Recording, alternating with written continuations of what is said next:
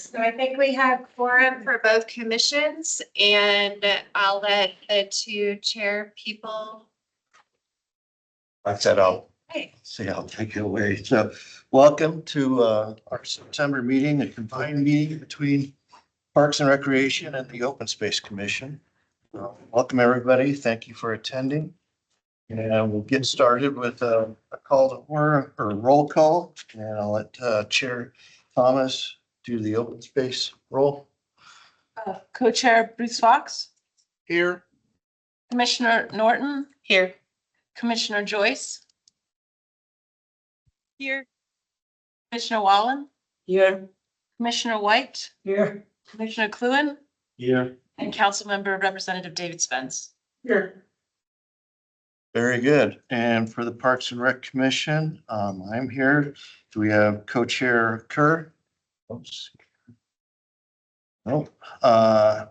Commissioner Frazier. Here. Commissioner Diab.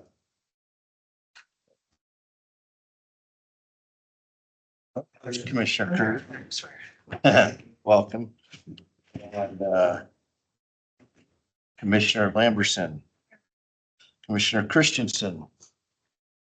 Here. You. Commissioner Stackhouse. He messaged he's going to be a few minutes late. As per usual. And then we have Councilmember Anthony Garcia. And I am right here. How's it going, guys? And how are you doing? Good, thanks. Very good. Move on to our land acknowledgement. So the Flagstaff Open Spaces and Parks and Recreation Commissions humbly acknowledge the ancestral lands of this area's indigenous nations and original stewards. Lands still inhabited by native descendants, border mountains sacred to indigenous peoples. We honor them, their legacies, their traditions, and their continued contributions. We celebrate their past, present, and future generations who will forever know this place as home.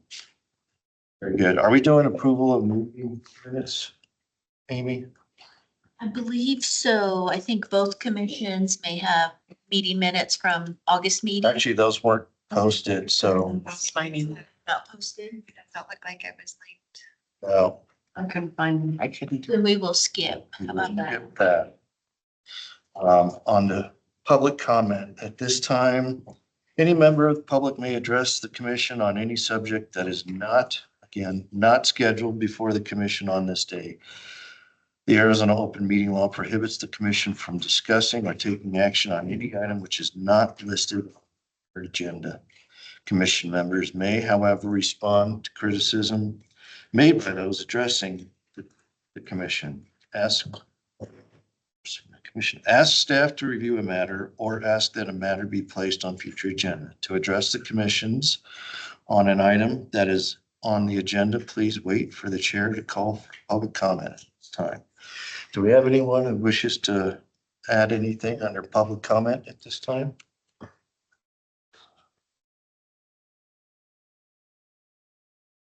No? I don't see anybody online. Nope. Okay. No public comments. Move on to our business items. The first item being our Flagstaff Regional Land Use Plan 2045 update. Good afternoon, Commissioners. I'm Robert Wallace, Open Space Section Supervisor, and I thought I would just give you a quick update on this.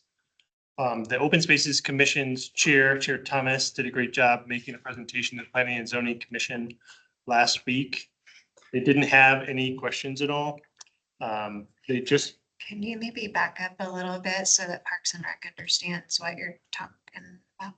sure. Just yeah. that Open Spaces Commission came up with a letter. Sure. Thank you. Sorry. So the Open Spaces Commission decided to review the regional plan, and they have been working through that process. They received a couple of presentations. They made their first recommendation on the regional plan in December of 2024. So they've been following forward and following through. And the most recent regional plan that is currently open for public review, the Open Space Commission decided to review that and identify the changes, and there are some recommendations for that. So they recently went through that process and they submitted a recommendation to Planning and Zoning Council and the committee. And Chair Thomas did a presentation on that recommendation at the most recent opening of the public hearing. The Planning and Zoning Commission received those comments. They likely did not have time to go through those comments in advance of their meeting, so they did not have any questions as of yet. The Open Spaces Commission's comments were placed in the category for further discussion and deliberation. And so now they will likely have had time to review those comments. And so I can anticipate that they will have some questions at the continuation of that planning and zoning meeting, which will take place on Wednesday, starting at 4. And likely that is going to be a long meeting. Our Commissioner Clune is going to do an update. Because it's a continuation of the same planning and zoning public hearing, we're not going to utilize the exact verbatim that we looked at yesterday. But I talked with Commissioner Clune and the chair and vice chair. And what we're going to plan on doing is plan a reminder that we were present on September 10th and that we wrote our recommendations in a practical and easy way, hopefully, and they're not major rewrites to the regional plan. And then just reference that there might have been some community support for some of the other ideas. And then the commission is available for answering any questions, and any questions that you want to address that's directly related to recommendation, you can do that at the hearing. If you have questions that are maybe more for staff, you can direct your comments to open space staff. And I will be in attendance for the entirety of that meeting. I think that's it. Any questions about that update or the process? What were the primary corrections or comments you had? It looked like from what I read through, it was primarily connection or I don't know, less forceful speech of some sort, but maybe you can highlight some of what you. I think our three main points were, was that there's a questionable map, whether or not these maps are available that have trail routes on them, sort of in these areas. And one of the issues is that acreage over 400 acres doesn't have to have maps that have identified routes, and while lands that are less than 400 acres do, that seems like a very odd discrepancy. You know, why 400 acres? Why not 201? Or why not 10? Or why is it like that? And so we had concerns with that. And in general, we wanted to see a map that had connectivity routes on it. Also, one of the major identified areas for development, it's called suburban development, which is shopping and housing and high density development, is right in a corridor that we've been identifying for about 20 years as a really important place for drainage of water, wildlife corridor, perhaps access routes. And we were really concerned about the location of that suburban development, and felt like it just didn't take into consideration some of the important topography and issues of that area. And I would say our third major point was there's some language in there that really emphasizes, very importantly, that increased housing density and climate adaptations are the most important things. But there's also some sub-important things, and they were just given a title that made them sound like, well, if they don't meet the requirements of housing and climate change, then we're not even going to consider them. And we wanted to try to change the language a little bit to make them equally important in these planning decisions in the future. That's kind of what I read. I read it was attached to the whole. Yeah, we had 18 points. Yeah. Some of them were pretty small, like you forgot to put this thing on that actually exists, or can we change this little label on a map? Maybe these are big deals. I don't know. But, It looked like encouraging connections, the 10-minute walk to open space or public park or something like that was also highlighted pretty substantially as well.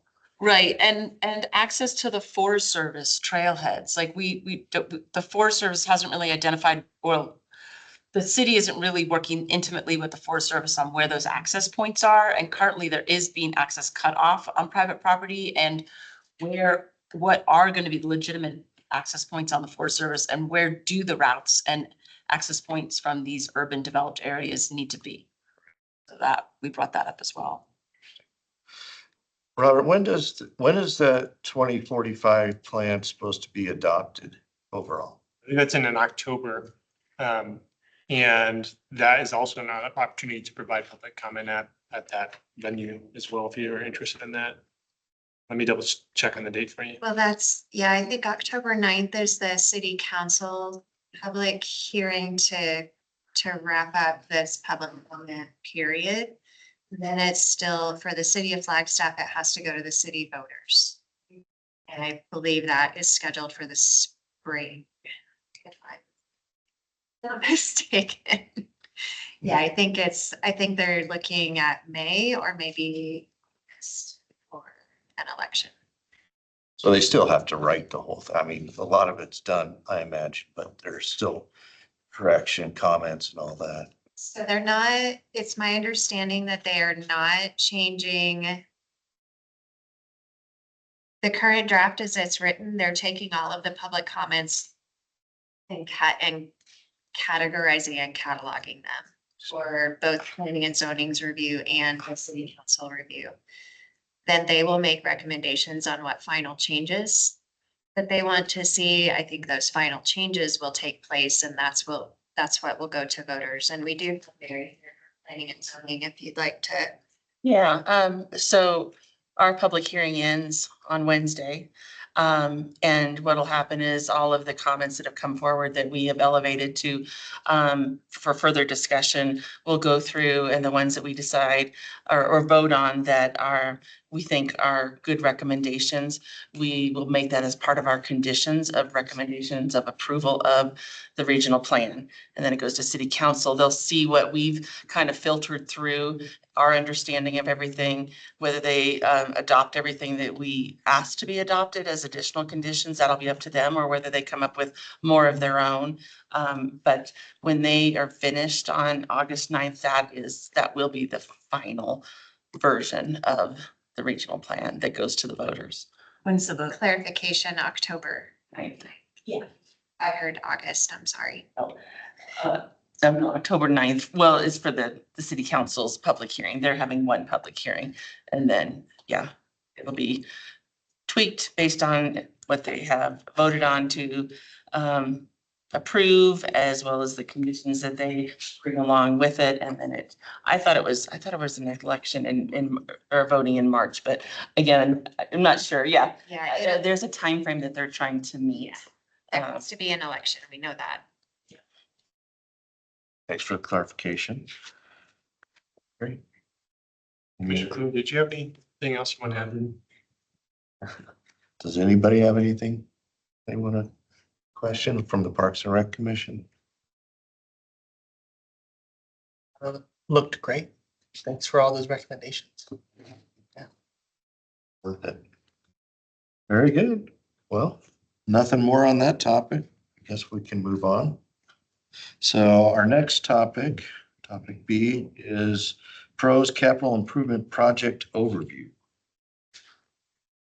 Take that one for the division. So we put together a list of all between parks, recreation, open space and events, all upcoming BB recreation or capital funded identified projects. And just in last month, the Parks and Recreation Commission did go through the current list for those two sections or three sections when you add events, marketing and athletics to it. This is a combined. So I think it's important that as both commissions, we discuss this. Do I need to increase that in size for anyone? I know we're all Jackie's just a little bit bigger. No problem, will do. Thank you. You got it. So, and that these are listed in order based on the fiscal year that maybe the funding began. So the first one is the sport courts at Bushmaster Park project. Um, All right, thank you, Neil. That the funding for that began in fiscal year 24. That project will wrap up in this current fiscal year, so that's why I listed between with that dash to 26. The current budget and or contract is a little bit over $2.2 million, and it's about 70% complete, that project. It should be done here, substantially complete in October, and we should be 100% complete in November on that. That one is moving along, and it'll be nice to just check one of these boxes off of our largest and first capital projects. Any questions on that one from any commissioners? Okay. The second row there is the Hal Jensen Air Conditioning. So that's at Hal Jensen Recreation Center in Sunnyside. It's on Isabel Street. There's only certain portions of that entire rec center that have air conditioning space. So we have the full design done to place air conditioned in all spaces, and then funds for just installation inside the gymnasium. So again, funding began on that project in fiscal year 24. It will wrap up this fiscal year, so within fiscal year 25/26. And the budgeted amount is just a little over 167,000. So again, that gets the full design done for all aspects, all rooms or portions of that rec center, and then installation in just one of those portions. So we have the ability, if funding were to exist, to complete that in phases at a later date, which would be ideal. That's about 40% complete because the full construction drawings are done.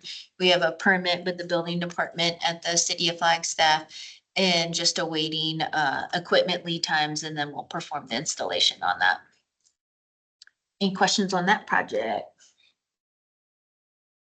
Is that install supposed to start? Hopefully November, that's our hope, based on lead times on equipment. Yes, What would be the remaining amount other portions of it. to get it? Absolutely. Great question. So if unfamiliar with the building, I'll try to walk us all through. When you walk into the entryway, there's kind of a front counter, if you will. Immediately to the right is an elevator as well as stairs going upstairs to a mezzanine floor. That mezzanine floor does not have air conditioned space today. There's a set of restrooms and some office space and kind of a game room or like an open room that has air conditioning. Just that piece. Then you walk back, there's a full-size gymnasium, no air conditioning, 2 racquetball courts and a fitness area, no air conditioning, and kind of tucked behind the gymnasium, a kitchen space without air conditioning. So a lot of times in the summertime, you'll see doors propped open or fans blowing, things like that, to try to keep some of that space a little bit cooler. And as our temperatures continue to climb, this became a really important project for our for the youth that attend the recreation center and just for the community in general too. The ballpark is amount of money that's That required. might be It needed. would just be The like rest of it. purchasing of the equipment and install of those other rooms. It would be, yes. Another great question. So those additional phases and the way it's designed would be that mezzanine floor would be one condensing unit, heat pump unit for that. So that could be completed in its own phase, as with the racquetball courts and fitness can be completed in one phase. So just 2 additional phases for purchase of equipment and install. She's asking for a number. What would number be? Yeah, any ballpark, I mean, Today, I bet if we did it, 50,000 each phase. Again, designed and ready to go, so it's just literally pulling a permit, buying the equipment, getting it installed. Absolutely. And again, that will escalate at whatever price point as each day goes by. Third on there is what's called Highland Mesa Park. That's a neighborhood classification of a park. It's a brand new park on the west side of town of city limits.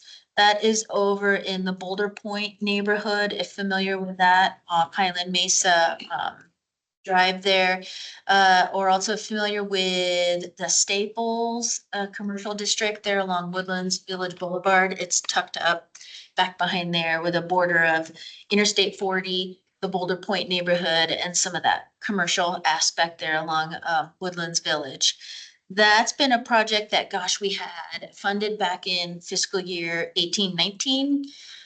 There was a thing called a pandemic that hit. And so that a pause was placed on that, circled back. And so that funding also began in fiscal year 24.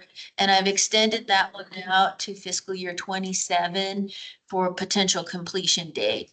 It's budgeted at a little over $1.5 million. We're at a concept design stage and working through some of those aspects to where we'll get the park itself completely to full construction drawings and then be able to bid that out and have a contractor physically develop the park for the community. Is that close to the underpass, the I-40? It is that urban trail segment goes directly through this property underneath I-40 and connects to University Heights subdivision. Sure, map real quick if that would be helpful. Sure. Sure.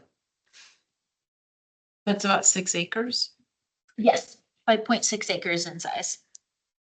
And also in that area, if I remember right, there's a lot of land between the housing because of an escarpment that's vacant. Is that, is it going to be connected to that area too? Are you familiar with what I'm talking about? I am familiar. So the city of Flagstaff owned parcels for this park.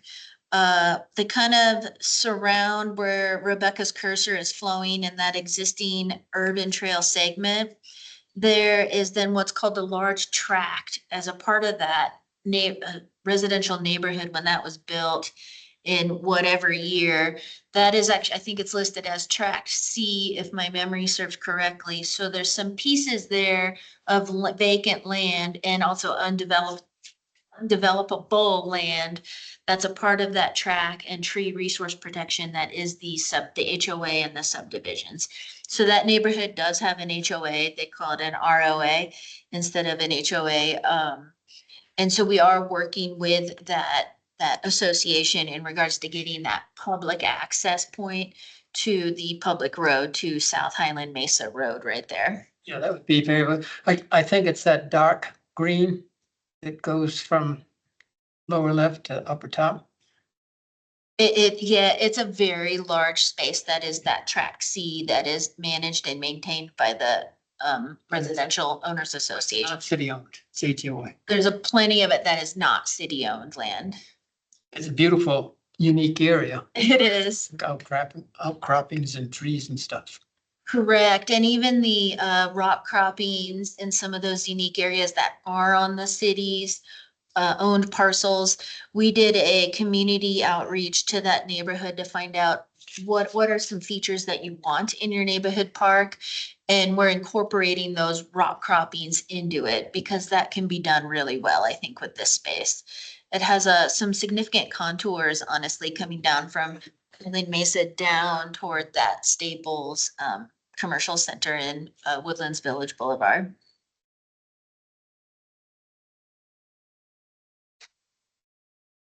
That is that project. Nope. Okay.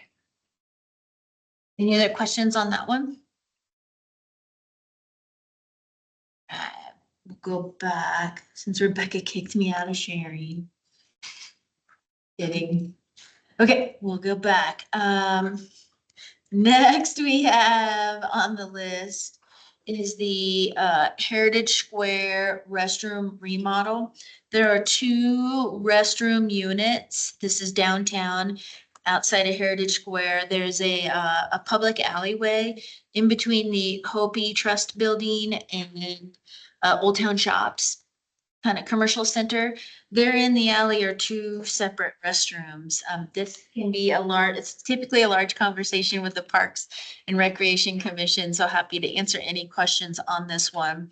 The restrooms are enclosed, physical, almost like closets or rooms, if you will, that an individual can go in and use. We see a lot of misuse of these, unfortunately. So what we had identified in fiscal year 24 was $250,000 to remodel these two restrooms. And a large value behind remodeling them is to change the behavior that occurs in them. And how can we do that? How can we change the complete layout so that it's not a private room or closet that an individual can go inside and be inside for large periods of time and have any misuse or unwanted behaviors? So that project is, we have a job order contracting vendor on contract. They're currently providing 3 potential concept designs. And city staff are working with the Downtown Business Alliance with this as well, and adjacent business owners that are impacted. We've also spoken with a handful of other city leadership that can be impacted by this. When you have public restrooms in this type of a format and availability in our downtown area. And so really working through some of those ideas on how can we change this thing and make it better for everyone and mitigate those unwanted behaviors. So that just got 3 concept designs actually last week. So finally it's tracking forward and moving a little bit. Yeah, I see the head shakes by Parks and Recreation Commissioners because we've been waiting for some designs for a while. Oh, we've been talking about that thing for. And what was that space? Those, Great question. So the building itself is owned by Hopi tribe. But with the development of it in, early 90s into mid 90s, 1990s, the square itself and those restrooms are for City of Flagstaff maintenance. And so that falls on the Parks maintenance team to maintain those 2 spaces. But 100% ownership is with others. How long is the lease? It's not a lease, it's a perpetual easement related to our maintenance. Perpetual easement that we don't pay for? So they, In return, we maintain. Sounds like you've got them forever. We have restrooms with forever. no ownership. Yeah. Sounds like you're tackling it though. Well done. Tackling it, definitely attempting to tackle that one. This is again, just in a sequential order. So the next row there, row 7, there is an annual playground replacement program as a part of our capital program. So when we created the entire capital plan, if you will, both 5 and 10 year, we added for each year $150,000 to replace a playground equipment piece based on whether if it's aged, outdated, or no longer repairable locations. There's greater than 28 playground pieces, if you will, in our entire park system. So we've been tackling those 1 a year. Every now and then, we've been able to do 2 units in 1 year. This last fiscal year that ended in June, we were able to hit 2 of our parks and replace those playground pieces of equipment at both Mobile Haven and Smoke neighborhood parks with this program. So it's proven to be incredibly valuable. There will come a point in time where, say we have to replace something large, when you think of some of those larger parks like Bushmaster, Fox Glen, or Thorpe Park, those playground structures, if you will, cost a lot more than $150,000. So we'll have to build that balance up, possibly over multiple fiscal years, to replace those units. And we've been heavily focused on, again, replacing those that are well over 25 years old and possibly outdated or obsolete, uneven to repair. It's been really successful. Each time that we've done it, we've gone out to that neighborhood. There is an adjacent neighborhood. We usually can get three very different designs and do a quick survey and find out which design do you like? What do you want in your park? And so it's been fun to engage with the community, especially the youth on that. Everyone, doesn't matter if you're an adult or a little kid, everyone still loves swing sets. And they want more swing sets if we can. So we also try to place that in there whenever we can. But yeah, that's been a really cool program to have. All right, row number 8, Cheshire Park expansion. That is existing Cheshire Park off 180. If you're familiar with it, is just a little bit over 4 acres in size. There's an additional 8.5 acres. It's kind of an odd shape. It borders some townhomes and Fala School. And then directly on the other side would be some of the parking lot of the museum. But it's kind of a wild looking shape, trapezoid shape. That was identified through a lot of work with the Parks and Recreation Commission for a future running track and a multi-purpose field that fits right inside of a running track. You can visualize that. There is not a public running track at all in Flagstaff. They're all at either the school district or the university. So there's not one for any of us to go hop on at all. And we're a running community, kind of wild to think that we don't have that.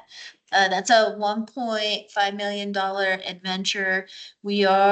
City staff will be looking for possible grant leverage with this because there's going to be some additional features needed. There's already this existing park. Then you add a running track and a large multi-purpose field where it'd be packed with soccer, football, Frisbee games, you name it. Probably gonna need something like a permanent restroom, additional parking will be needed, some of those other features and benefits. So would love to leverage these capital funds through a grant if possible. So staff have been starting to collect that information. Yes, What type of lighting would you have, since it is right next to those homes? it would be great if it could have lighting. And if it did, if we were able to not only afford lighting, but also have buy-in on that from the adjacent community or the sport lighting that is available today will blow your mind away. I was thinking it actually in the other direction. Keep the lighting down for dark sky and also Correct. keep people from using it too late in the Too night. late in the night. So all lighting would always be dark sky compliant, including on that sport court project going on at Bushmaster Park. There have been significant enhancements done to sport lighting where it literally is pointing right down and there's none of this overreach of the lighting. For another though, excellent question, because all of our parks per city code close at 10 p.m. And any lighting on whether if it's a tennis court, a basketball court, or if it was a running track would end at 9 p.m. every day of the week. Unless there's a special event permit. Unless permitted otherwise. Are you talking with Fala? Because that would be something, they already use Cheshire Park for They their, do. for their, PT. I mean, not PT. For their Is that, great. and, so that'd be of great benefit to them for any money. We have not asked them for any money, but yes, yeah, highly aware of the usage of existing Cheshire Park, and I do think this additional amenity would be used well too from Fala, but have not asked for any funding. May need some access points off their parking lot too. We've got kind of few, so we're not even truly in design yet for this. We're still in kind of concept phase and fatal flaw phase. We need to talk to the Museum of Northern Arizona. We need to talk to Follow. We need to get out to the neighborhood. That's all coming. We haven't done that yet. It's the concept an all-weather track and an all-weather playing field. So the concept would be, yes, for the running track, all weather, typical running track that you would see at a university or for a high school. And then without reclaimed water on this side of city limits, we have proposed to do a synthetic turf. Makes sense. Any other questions on that project? All right, I next one. do have a quick question if you can hear Yes. me okay. Yes. I know that sometimes synthetic fields can absorb a lot of heat. So I'm just curious if that's also a consideration, especially for like the homes there and the museum has that kind of like, I guess, I'm drawing a blank right now on the proper wording, but you know, like a habitat rehabilitation area right there as well. Just curious if that synthetic field would add, you know, heat to that area, especially in the summer months. It may add heat, yes, the synthetic turf can warm up, especially when the rubberized product that's used as fill. I've seen a lot of valley municipalities as well as the NAU South Recreation Fields. The rubber is a black. I recently experienced a field in Mesa that swapped out all of the black rubber for a tan rubber, hoping that that reduced the amount of heat that was created or attracted to the field. They can heat up. There still will be an irrigation system associated because you still need the ability to clean a field like that, and including like the different types of equipment, but also the ability to hose it down. It is still a plastic, let's call it what it is, right? But we would we've looked at the outweighing of that much water usage on that size of a field with potable water versus installing a product like this. We haven't done any outreach to any of those adjacent residences or the school or the museum regarding this until we have something more tangible, like an actual concept design. I think then I would feel better or more comfortable having those conversations and getting that feedback. If there is any feedback associated with that area. I think were you referencing that where the Cheshire Dam and some of that riparian area, that wetlands area? Yeah, that's what I was. That area, some of that area is on City of Flagstaff, Cheshire Park land, and some of that land is with the museum. None of that would be impacted with this capital project at all. Okay, thank you. Anything else on that one? That map up to show. Would anyone like to see that visual? Like It helps.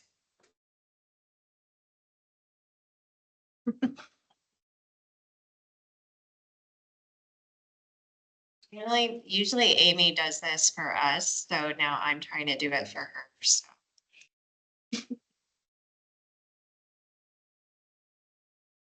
There we go. So existing Cheshire Park, there's tennis courts, basketball courts, playground, a grassy space, a small parking lot with maybe 4 to 5 parking stalls. There's a bus stop there along Fremont Boulevard. Some of that of the existing park parcel goes into that wetlands and riparian area and includes what's called the Cheshire Dam that was used prior to the development occurring. That's original Cheshire Park right there. And then there's two parcels. That's one of them, and that's closest to those townhomes in Fala that we were talking about. And then there's a triangular one really close to Highway 180 that is also the City of Flagstaff and a part of this park. There's that borders directly with the museum's edge of their parking lot today. And then the museum owns that other triangle trapezoidal parcel right there. That is museums. Do they have plans for that? Or do you know? I haven't heard if they have plans that I know of. I know they at one point in time wanted to entertain if the city was interested in a land swap in this area. My guess is they may want some additional frontage to 180, but I don't think the city's interested in that at this time. The museum is going under a master plan right now. They're going under a master planning exercise. Yep.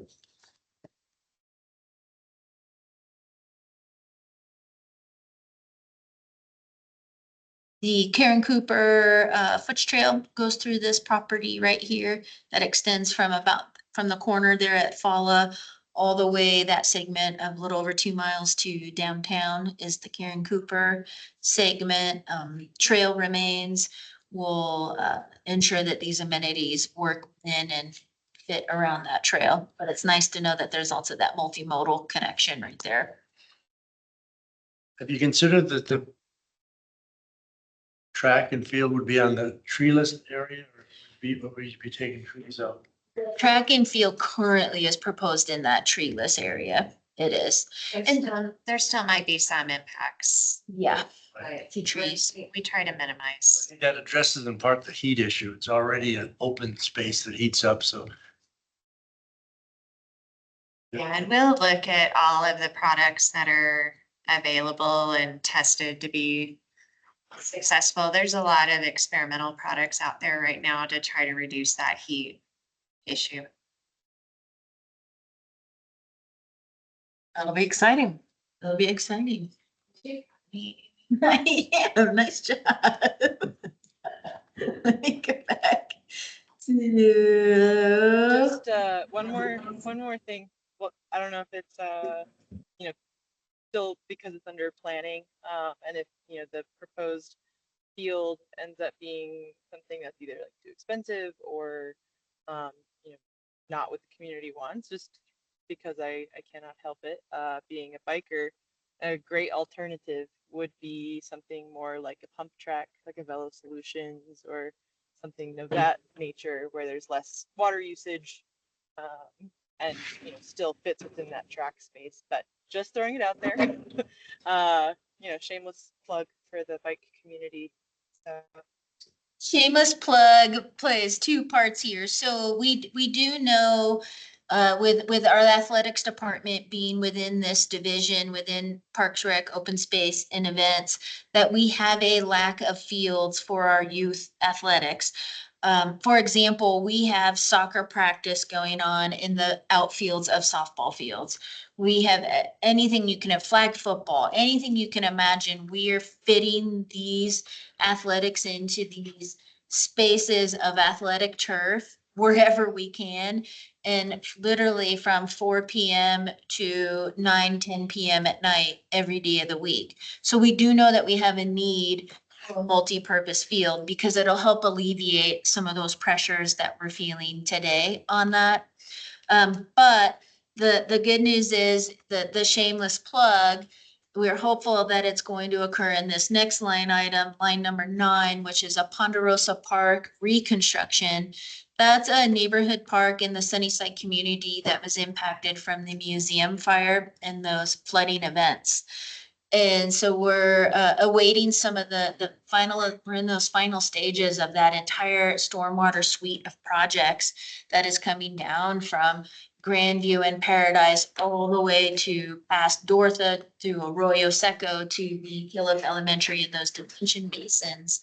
Once those are complete, we can reconstruct the park and the pieces that were damaged from the flood. And one of the things that we're hopeful, and we've already heard a little bit from some of the neighborhood, would be something like a pump track, even if it's a beginner version or something, because we know Sunnyside's multi-generational community and neighborhood in Flagstaff. And so the ability to entertain all ages in one neighborhood park, we have a really unique opportunity here to do that and to meet those demographics.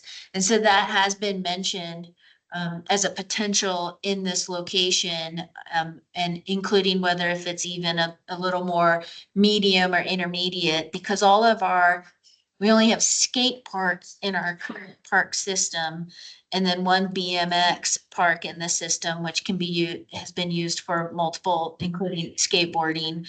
And then the Thorpe Park area, it's not listed on this because it's not in our 5-year plan, but when we went through a large public outreach on that in 2022, that was one of the results, was to have a skate park and pump track combination feature in the 8.5 acres that are a part of Greater Thorpe Park.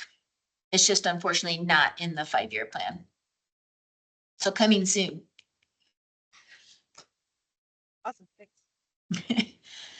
So that's Ponderosa Park, hopeful to, it's budgeted with 1 million, hopeful to leverage some of those dollars through a grant with a large, play manufacturer.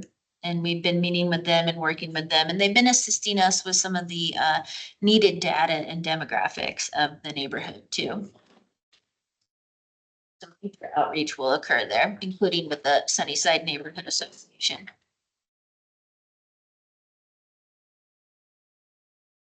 Ready to move on to the next one? And where I goof up, Robert, you're gonna need to correct me. Okay, we finally start to get in to some of, or I can turn it over to Robert. All right, Robert, you're on row 10. Sure, sounds good. Thanks. Amy.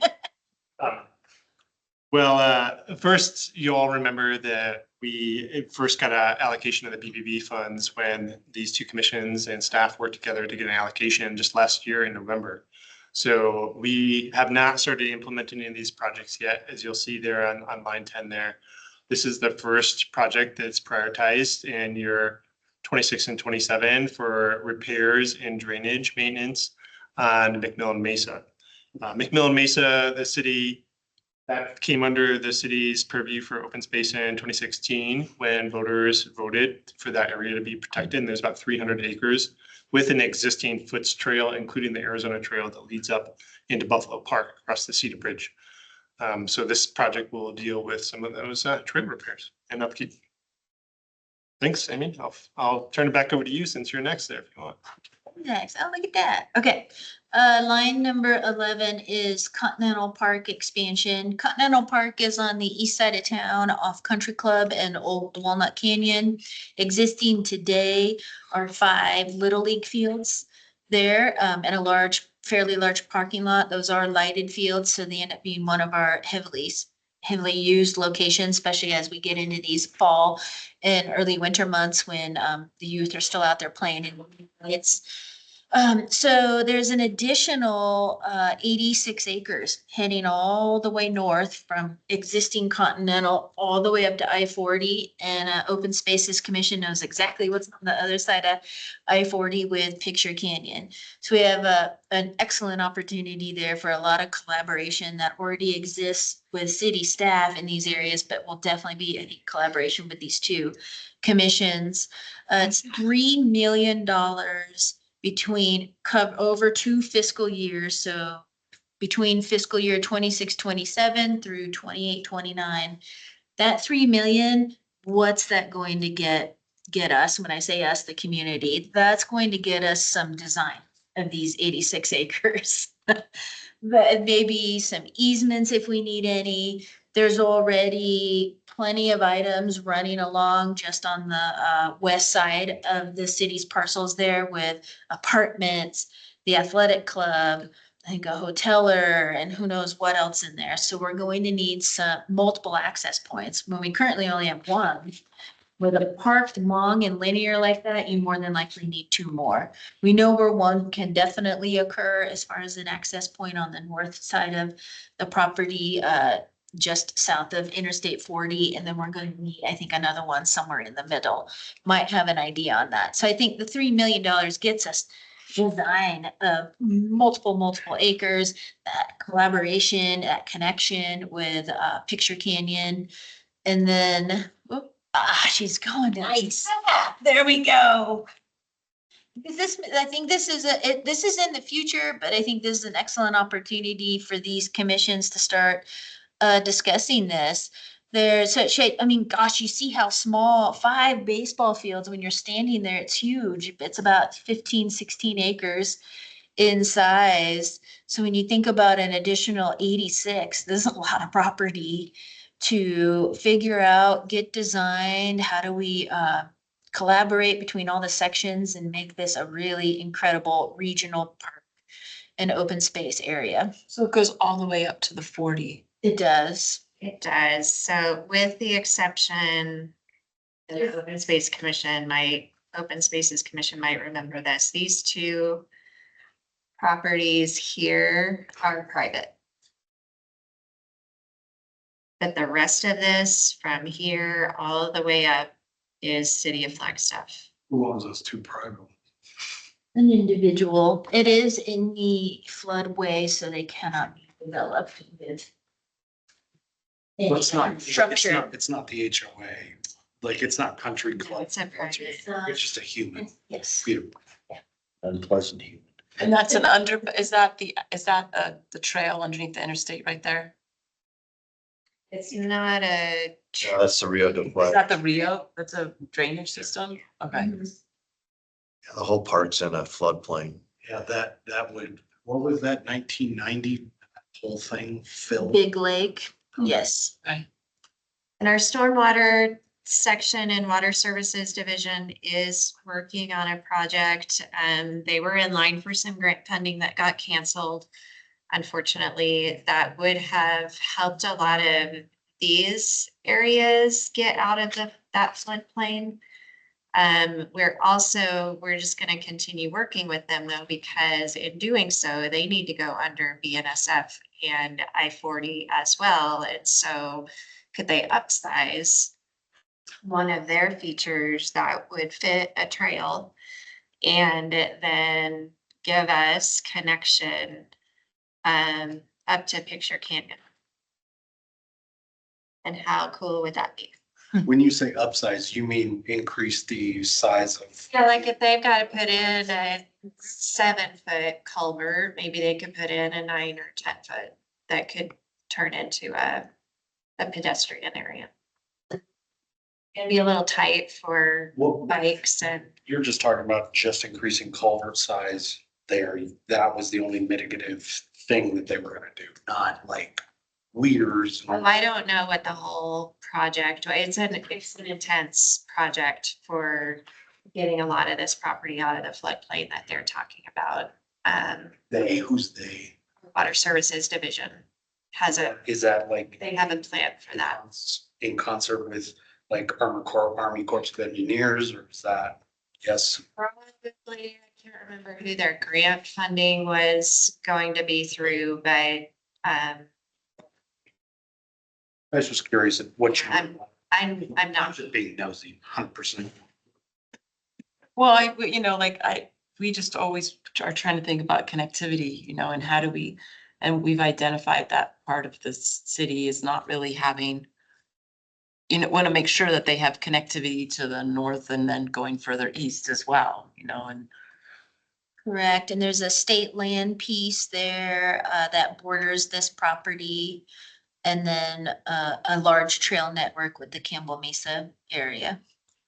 So some commissioners may remember in 2019, 2020,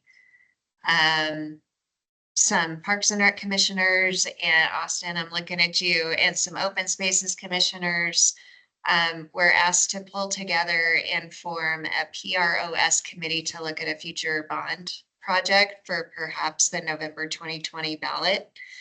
So one of the projects of 3 that rose to the top of the list was this one, because it has so much potential for all the things, right? Parks, open space, possibly event space, plenty of recreation and athletics here. So this continues to be, I mean, on the recreation or the Parks and Recreation Commission side, I think a top priority is still a girls softball complex. We are sorely lacking in that area. They can't all play in the same place. And so they're spread out all over town. So that's still a top priority to install that here. I think you're looking at like this area. Yes, correct. If we're able to even start phasing something in. But we still have a lot of opportunities, as Chair Thomas was just mentioning, connectivity, a lot of potential for open space areas throughout here, connections up to the state land and Campbell Mesa. This one just kind of checks all of the boxes for both commissions. So even possibly including land acquisition if we can. Because it would be ideal to have in city possession these 2 properties. But I'm pretty sure that landowner knows it too. So we keep working on it. But it's my idea that eventually, so as Amy mentioned, we start in the next couple of years on design. In currently in the 10-year plan, way out towards year 10, we started plugging in some money for construction. And it would be my idea that we could combine that with a large grant, like a land and water conservation grant, which would help with all outdoor recreation, including trails and everything else, as well as possibly a ballot measure or a bond. And tie all of those up, and we might have more success if we have a design to go to voters. And having that out in that 10-year plan, we can start planning ahead towards that and hopefully get our project in the queue for city council approval to be on that ballot when that time comes. So that's my grand vision. Each of those private parcels, 10 acres, or what's the size of them approximately? I want to say they're a little bit larger than that. 10 acres. Of course, it went square footage. Square feet. Divide by 43,000. An acre is 42,000. It's 44. Was that 323, 850? 8 acres. 7.2. Maybe it was the combined of the two is, I think, 14, 15.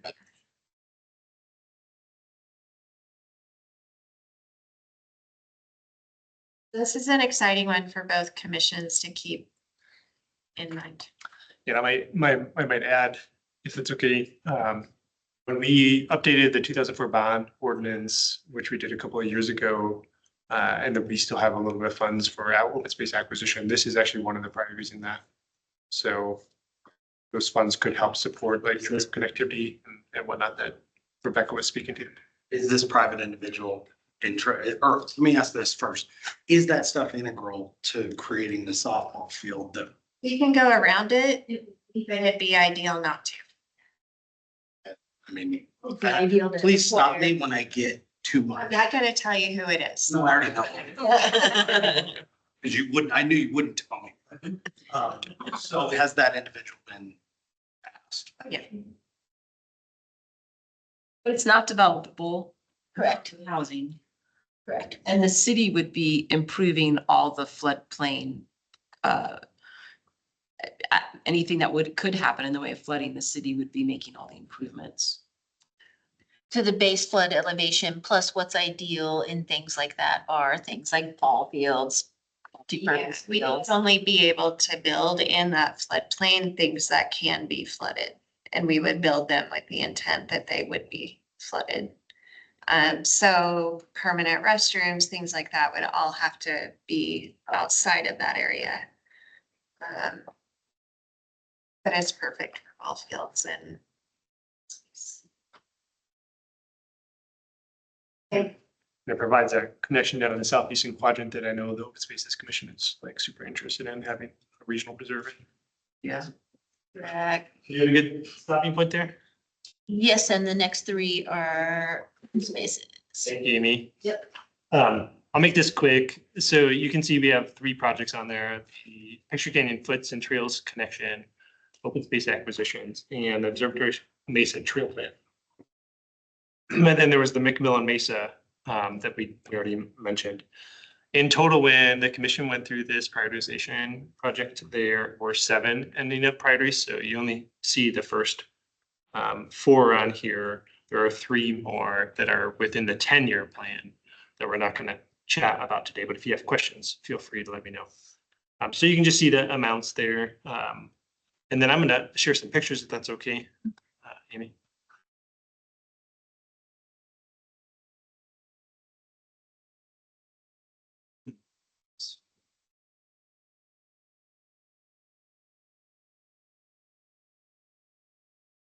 Stop sharing for a second. I was thinking pretty pictures and I was not. Yeah. Spreadsheet. Oh, it was ready to go.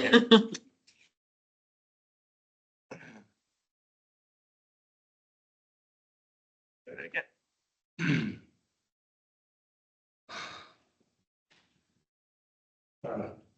So Amy and Rebecca were just speaking to the Continental Park project, and one of the projects in the CIP project for open space is this connection to the Picture Canyon trailhead. So Picture Canyon is just up here off the map here. You can just barely see the trailhead here in this map. And the purple line coming down here is a proposed trail connection that would come through county property here. First city property here. This is where Wildcat Water Treatment Plant is located. And then through the county's parcel here around some of their facilities, down through these triangular pieces that the city owns. And then across the Cemex property here, kind of bordering the drainage area for the Rio Flag, and then coming through here through Restoration Soils property here. So this is something that we've been currently kind of prepping for and working on some of the property negotiations with real estate for these different property holders, as far as like either getting an easement or looking at an acquisition with some of the remaining 2004 bond fund. So, any questions about that project? And this obviously would couple very nicely with the Continental project and the, yeah. Just for clarification, so you're proposing those new trails so that in dream world, we have that connection, or you're doing that regardless of what's happening with Continental? Like you're just, Both. Yeah. okay, Both, yeah.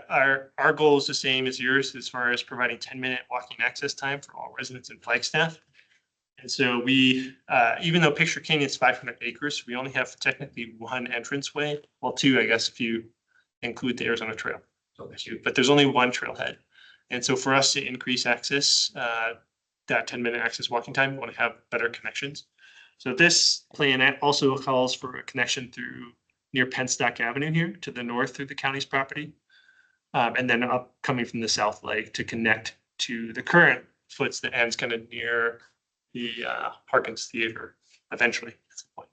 And then the open space system plan also and the Foots master plan both show a connection to the south underneath I-40 to Continental Park to provide that 10-minute access. And that's kind of where it comes into play with the Parks and Rec project. And what, like, where are you at in this process? Is this a dream or is this like gonna be? We're working on property negotiations and easements currently.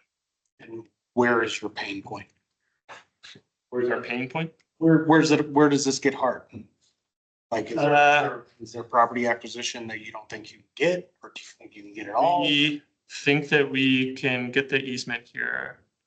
We already have access across city property, right? The easement across the county's property, we've been in discussions with.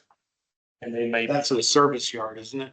Their service yard, yeah. And so they might be able to provide that at a reasonable cost. Well, I assume the private stuff down at the bottom. I heard you say a different entity name that I'm not familiar. Yeah, there's a concrete plant here, kind of in this kind of key hole shaped property. Our real estate department has been in high level conversations with them. So they might, and that could be just an easement across their property, or it could be the purchase of that corner for like greenway buffer.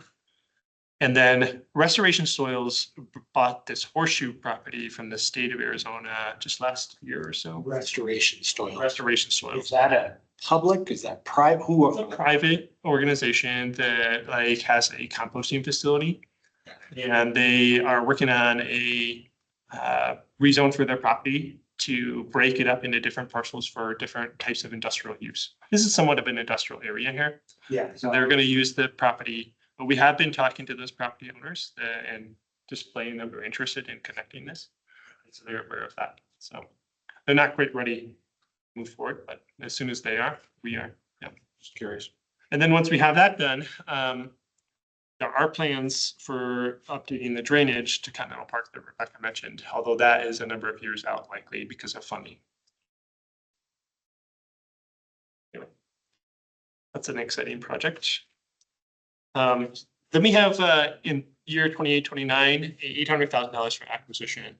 And a number of years ago, as you remember, we had the 2004 bond. That is how we first used some of the city funds for leveraging against a growing smarter grant. That's how we were able to purchase Picture Canyon over here in the east side of Park, or in east side of Flagstaff. And we purchased Observatory Mesa, these kind of 4 parcels out here in the west here, and that's 2,200 acres. And there's a little bit of remaining funds for mainly for foots, but also for like foots tech / open space. And these were the priorities that the Open Space Commission kind of laid out. Is that a year or 2 ago when we updated the ordinance? So we have a little bit of remaining funds from 2004 bond fund and this $800,000 from the BBB that could be used for buying a priority open space acquisition or greenway. So it's something that we're also working on with real estate and talking to some of the property owners currently to help us get ready to make a purchase in year 28, 29.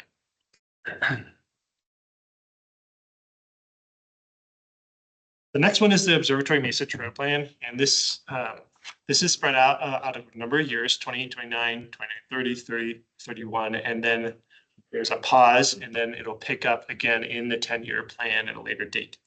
But I had some questions on this, so I wanted to provide a little background.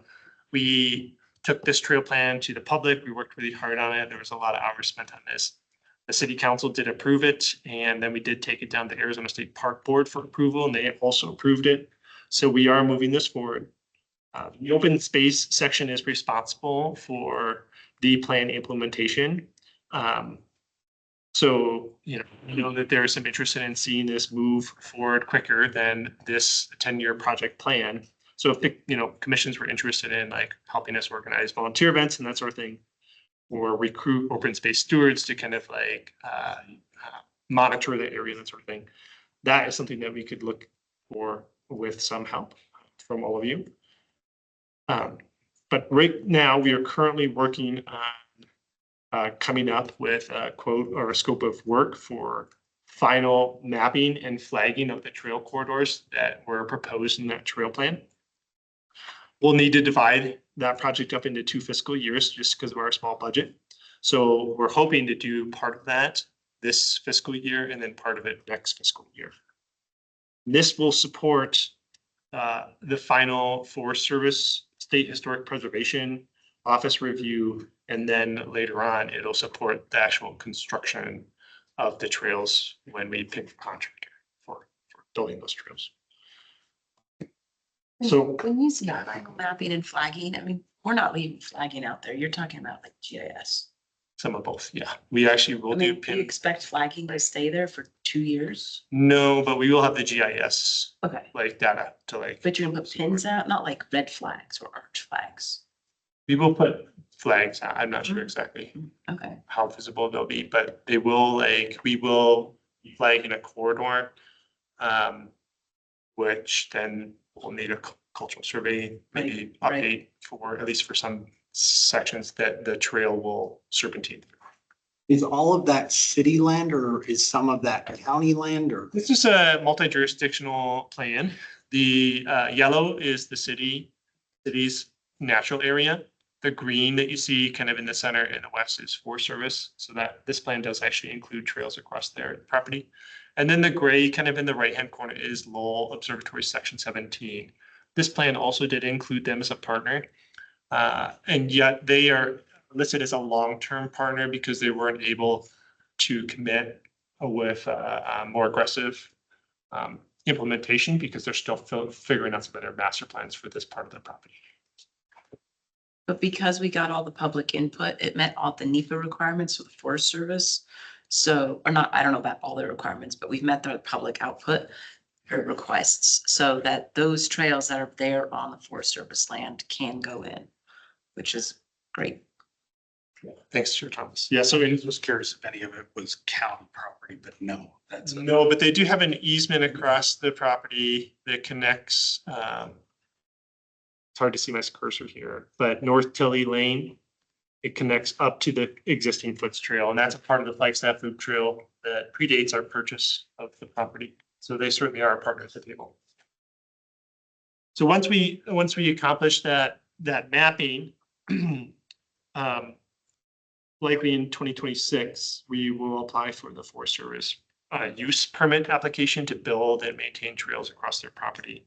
And that would engage or initiate NEPA National Environmental Policy Act review.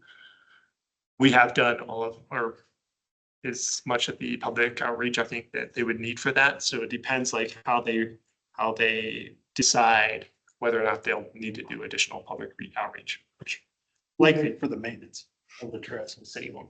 city has, like out of open spaces budget, I'm assuming. Whose budget? And then hopefully when we get that final use permit from the Forest Service, we will be finalizing construction plans that we'll need to submit for that state historic preservation final review. And then we will be looking at paying for like any type of cultural survey that we need in 2028. So some of these funds will start to kick in for those initial steps at that time. And once we have a construction plan complete and approved, then that's when groundbreaking could kind of begin and when we could even start organizing volunteer events. Commissioner Norton, question. I'm one of your prior slides. Oh, sure. You're done. I'm not. Go ahead. No, when you get there. Sounds good. Yeah, and then so in 2028, we'll also work on creating construction guidelines for the request for a proposal for selecting a contractor, and then we'll obtain a contract as well from whoever's selected through the process. So, any questions on that? Why do you have to go through SHPO, State Historic Preservation Office? This property was purchased with a Growing Smarter grant that was given to us by the Arizona State Park System. And so they have a right to a conservation easement over the property. So they actually get to say, they get to provide parameters for how the property is developed. And so everything that we do that requires groundbreaking actually requires their review and state park approval. Okay. That's true for Fisher Canyon as well. Is that also why you'll have to do a cultural survey? Or is that different? Yeah, when we purchase the property to get grant funds, you have to have a cultural survey. So we have a cultural survey for this property, for Picture Canyon and for McMillan Mesa, for all three of our regional preserves. And whenever we do a project, we look at those to make sure that we're not impacting cultural sites. And all trails and infrastructure on this trail plan are planned at least 500 feet away from any existing archaeological site. That might actually limit what type of cultural survey we really need to help. It'll probably help us out in the long run as far as cost. If you discover something, then that means you have to like route. Yes. Okay. And that's expensive. Depends on what type of resource it is. And tell me if I'm right, because of the way that we purchased it, it has these restrictions for development and we can only develop. We had to work within parameters of like what proportion of this could actually have trails, like what the percentage of land could be impacted by trails or any infrastructure. So that's why it looks like it does. Yeah, you can only develop up to 20. Yeah, that certainly includes trees. I have a couple more slides on this, but Mary? Oh, I just wanted, could you go back to the one about land acquisition? Sure. I just wanted to connect the dots a little bit since we talked about, you know, the John Wesley Powell Hoffman tank. Because that's listed there as, and it was one of the top priorities. That's why we also talked about in our letter with regard to the regional plan about concern of that area right next to it being designated as future suburban center.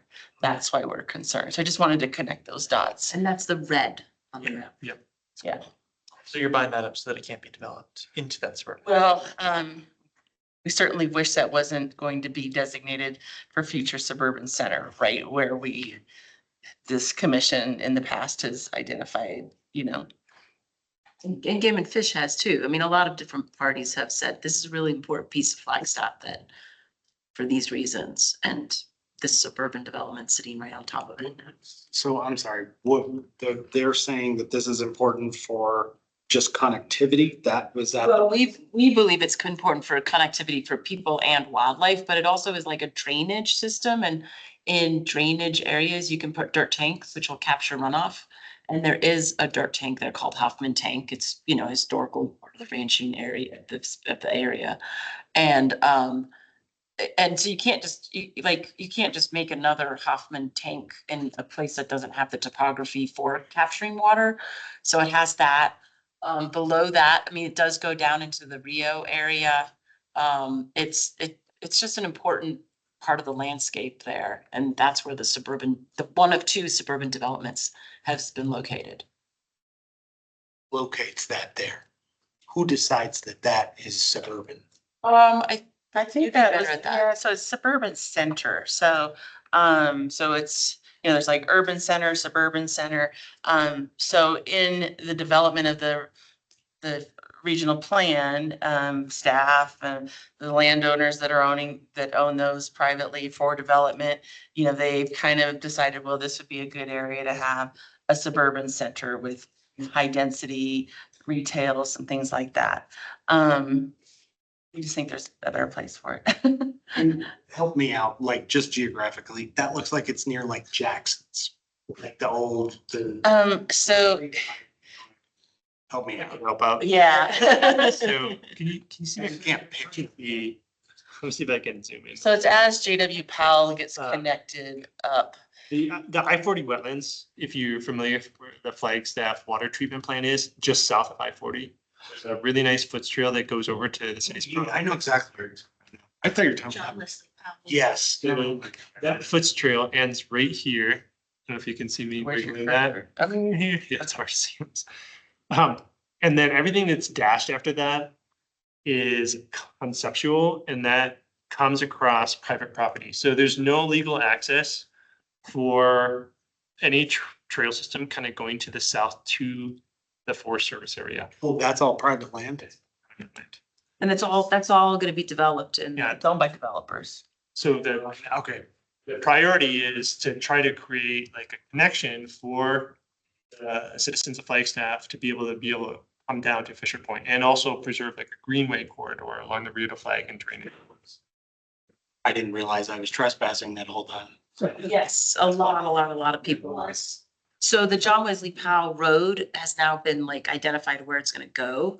And so in this current 2045 urban plan, which is a 15-year plan, because the John Wesley Powell has been located, all this development has been identified in this new and upcoming plan to occur. And this is what we've been writing letters about. Hoffman Tank is on private property, not Forest Service. It's on private. Who's able to buy it? Oh, it was state land. So Is it on state? Is it on state? it wasn't originally, I mean, it got If sold. it was on, if it was on It state, was. it's been sold. It was auctioned. Reason I ask is that Arizona Game and Fish is interested in tanks. That's why spend millions keeping them up, rehabilitating them. That's why I asked. They've been a partner in all of these conversations. Yeah, thanks for the questions. And then I just wanted to go back really briefly to the Observatory, the trail plan project, since it's such a big project.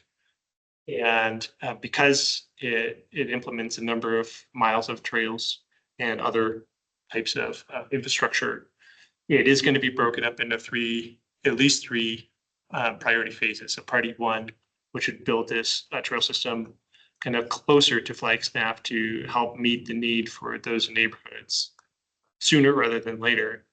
And then priority two, which would build like more connective type trails to existing infrastructure and build out some additional trails in section 13 that the Forest Service owns. And then priority three is mainly restoration of like old roads and social trails that will be restored through this process. This was the last CIP project. I threw this on the list because I thought it was within the 5-year project, but this one is about doing some restoration on McMillan Mesa that is related to erosion control and invasive weeds and whatnot. Unauthorized trails, tree buffers, and invasive weeds. Yeah. Thanks, Robert.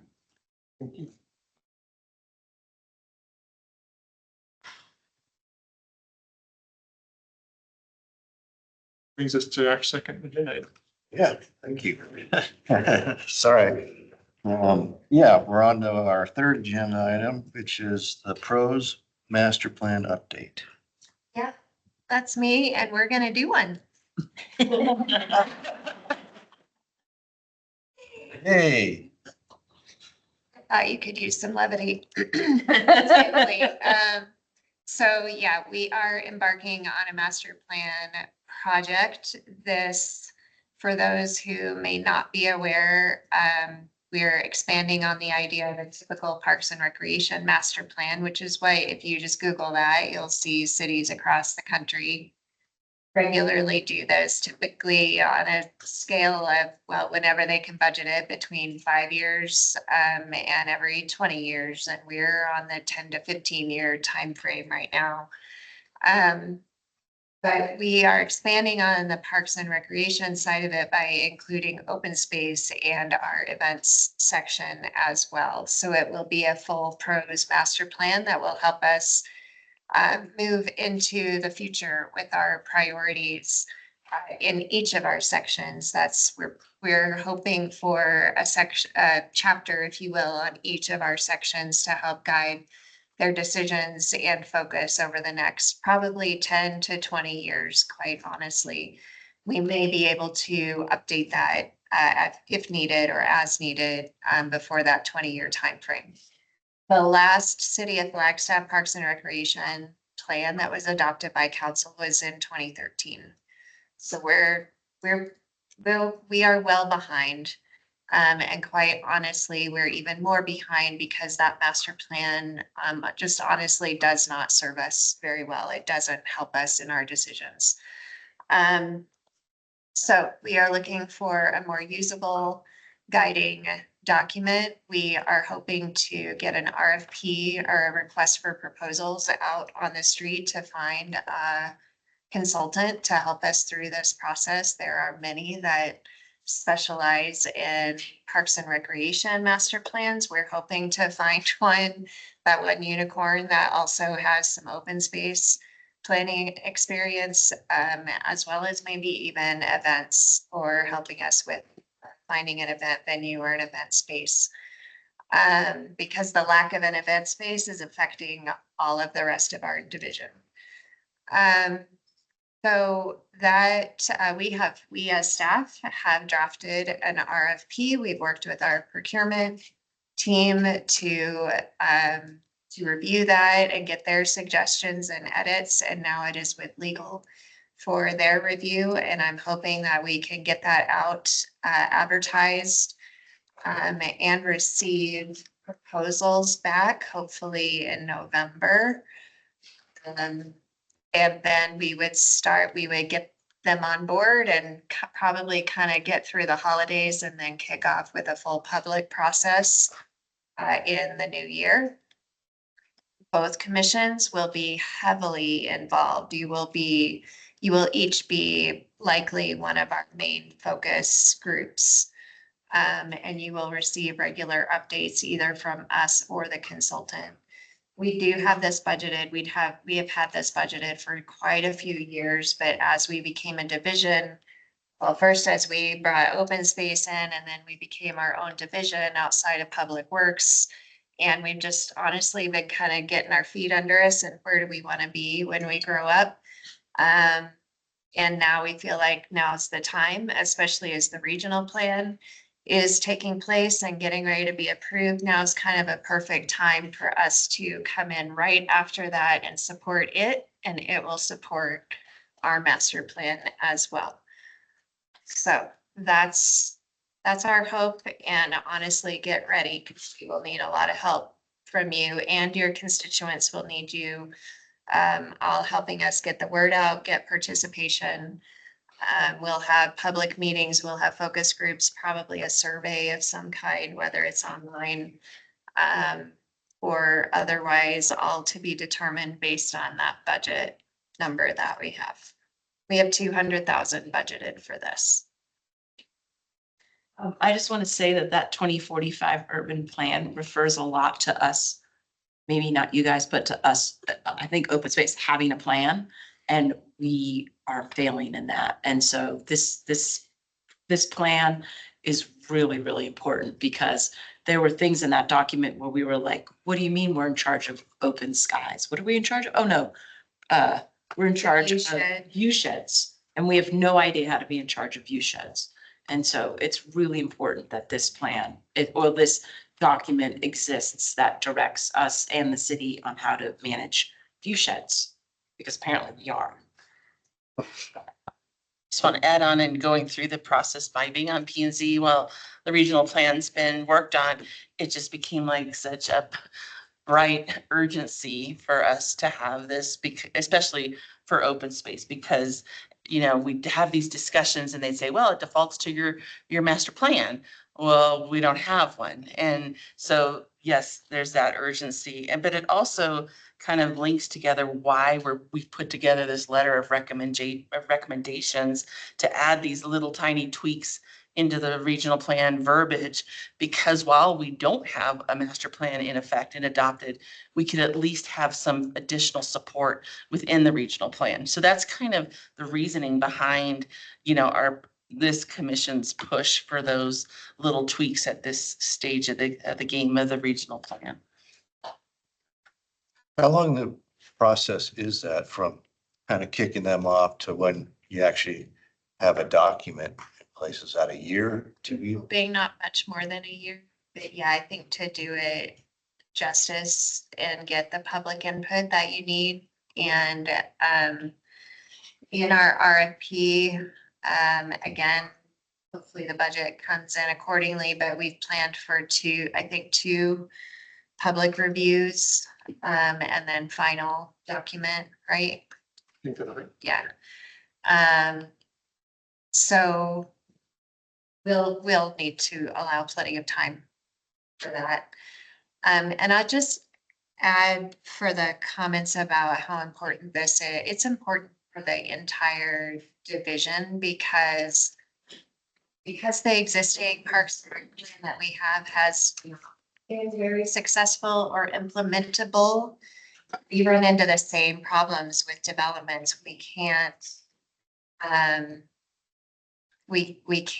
get parks in these new developments. We can't get recreation facilities outside of maybe a small pocket park where they put in a picnic table and a grill for their community, or maybe some walking trails, which are great.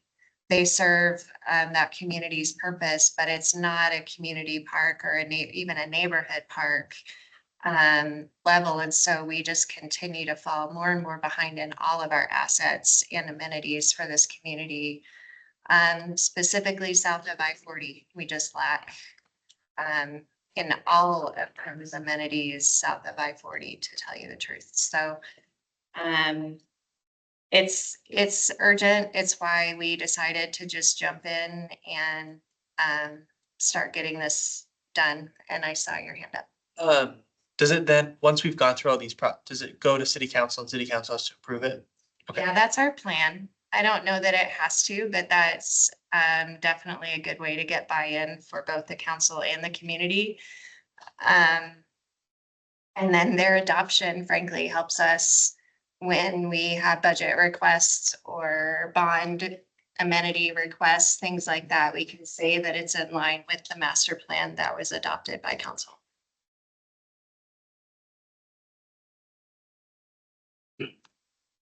Okay, I'm done. Well, that's exciting. So Looking forward to being in that process. Thanks, Rebecca. On to the next item. Flagstaff Urban Trail System, FOOT's maintenance update. Take that one, did a quick, easy presentation if it'll work for me. See, thanks for this newer version. My wife thanks you for that. Does she? Well, it wasn't all us. Sorry, I can't get it into. Hey, okay, so there were roughly 8.5 miles of asphalt, existing urban trail sections, segments, whatever you want to call it. That map there shows where all of those asphalt pieces were. Some were really small, you can tell on the map, some are much longer. When you think of like the 180 corridor and that asphalt trail there, or throughout the Ponderosa Trails neighborhood and along Pulliam. So in working with the engineering section with the city of Flagstaff, the transportation tax was used to repair all of this. And it had varying levels of repair. Some of it was just a crack seal and maybe a little overlay. Some was a full mill and overlay. So all of these eight and a half miles had a three different varieties of treatment done to it, but all of it was accomplished this summer. It's absolutely amazing. And the park section maintains all of this. So when we didn't have a funding source to maintain what we had out there, it was a very difficult situation. Here's a great example on the 180 trail segment. That's what it used to look like along that entire segment. And now we've got brand new product. So it's blown away by what engineering and the contractor got done for the community on this summer. Truly, truly great. Here's some images of the trail in the Ponderosa Trails neighborhood. We had 180 before. Here's some inaction of the Lone Tree segment that goes by Coconino County Community College, and then down Lone Tree, all of that redone. Absolutely amazing project that was accomplished this year. So real quick, so again, it was not necessarily the pros team. It was our engineering team and a contractor, but we, as well as the community, get to be the lucky now recipient of this. We have something much easier to maintain and work with. Yes. Yes, these are great. These are down by me and our neighborhood is thoroughly enjoying the smooth surfaces. Had a question though on, Lake Mary and JW Powell. They're doing some, I'm assuming, I think it might be an ADA, accommodation, but there's some cement buildup that's gonna connect to the foots there along Lake Mary. And there's a really big drop off. So I'm assuming they have to come back and, do you know anything about that? Is that associated with private development at all? Or It's right at the corner of JW Powell and Lake Mary Road.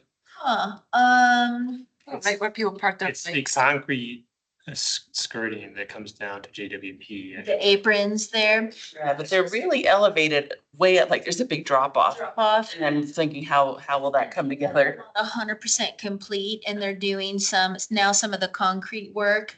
Some of the approaches needed to be redone, so I'm sure that's one of them. And I know that the engineering team's working through that now. And that they're complete with all the asphalt part of the project and now following up with these pieces and any cleanup too. Yeah, they've been out on Fort Valley doing where the roads intersect, ADA compliant with the truncated domes and all that, so. Yeah. It was roughly, I believe, about $2.8 million adventure, again, a part of that transportation tax. I think funds well used to preserve it, that the urban trail system is such an amazing asset in the community.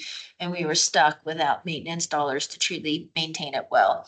And a part of this and working with engineering, we've also then created as a collaborative team, some maintenance dollars moving forward, because these asphalt portions should have certain chip seal and crack seal treatments performed at a variety of years out, and now it's in the appropriate maintenance fund bucket. And because it didn't feel right, I don't know how I could take funds to say, cut the grass at an athletic field and turn that into something on the urban trail. There was just a large disconnect that we were able to uncover and speak up about from a staff lens.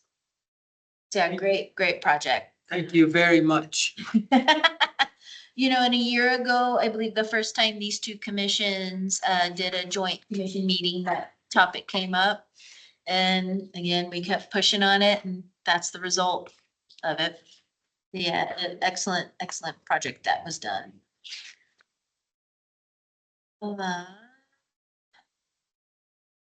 Next was, and I didn't share it, it's letter E. Robert, I know we were gonna tag team, and we do have Tyrone Johnson, our recreation manager, also online. It was just to focus on some of those, between those four sections, a lot of the collaborations that occur throughout the year. I can grab the first one, and I know Robert's got the list of them. One of them was this summer with the 4th of July drone show. So that was a special event done by our events and marketing section. And a lot of coordination and collaboration there. So the recreation team and 3 of the recreation centers did additional programming to help supplement a 23-minute drone show once that thing could go off.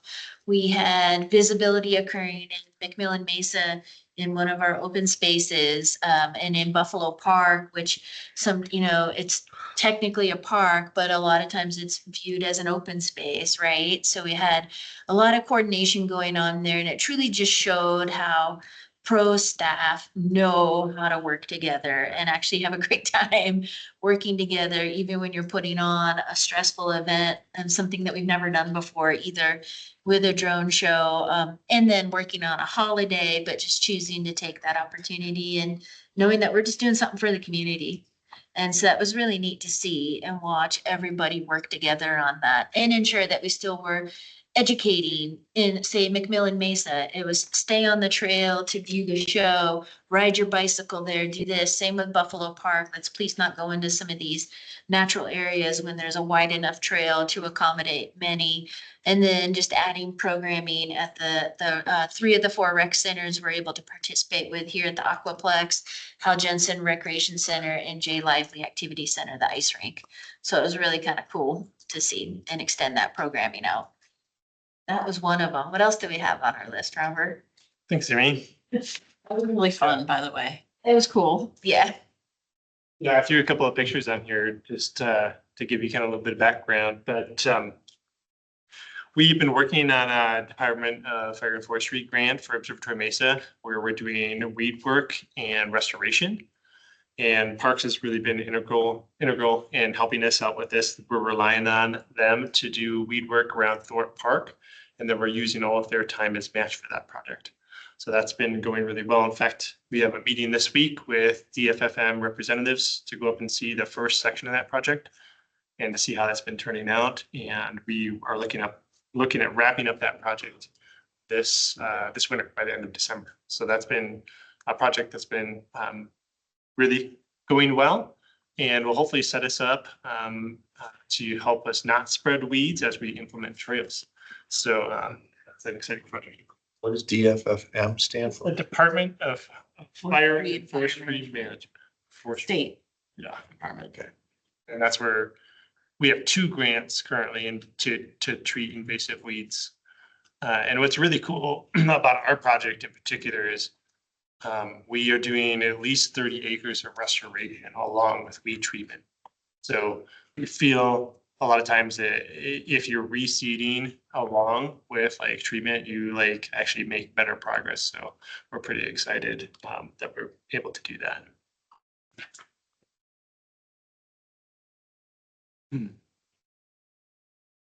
We've also relied on pros to help us with our illegal camping situation on our properties. So we deal with a lot of illegal camping, especially on McMillan Mesa. That's really right down in the downtown area. And Thomas, the new park ranger position, has been helping us out to contact these folks and to do some cleanup. So most of the time, they're just tents or trash piles, but occasionally we get something more extensive, as you can see in the picture up there.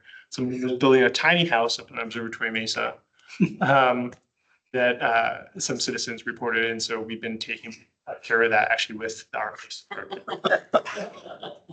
But we really sincerely help Parks assistance, and we found that position has been very helpful, I think, to Parks and to our open space as well. So that has been a great partnership as well.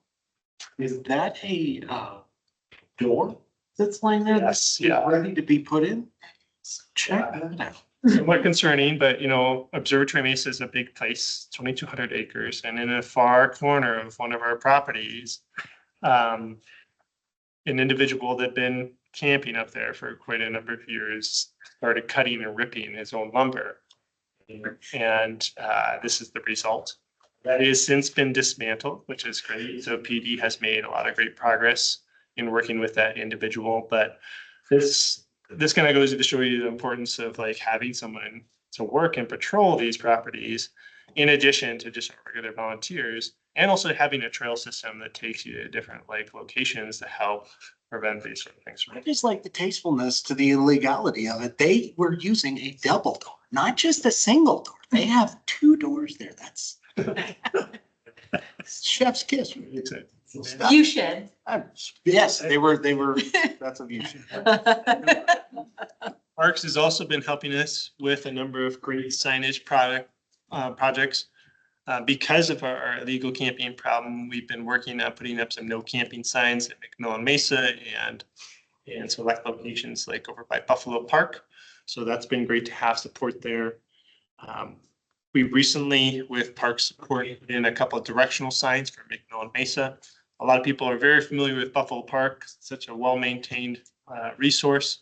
They're not so aware that if you just cross the bridge, you can go and explore another 300 acres with amazing views that backs up to a lot of our communities.